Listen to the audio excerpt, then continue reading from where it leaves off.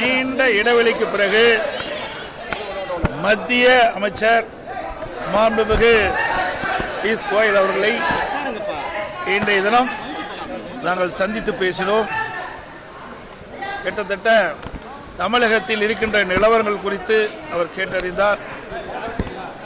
2026 சட்டமன்ற பொதுத் தேர்தலில் அதிமுக, பாரதிய ஜனதா மற்றும் என்டிஏ கூட்டணியில் அங்கம் வைக்கின்ற கட்சிகள் ஒருங்கிணைந்து எப்படியெல்லாம் செயல்பட வேண்டும் என்ற கருத்தை பரிமாறிக்கொண்டோம். அடுத்த ஆண்டு நடைபெறுகின்ற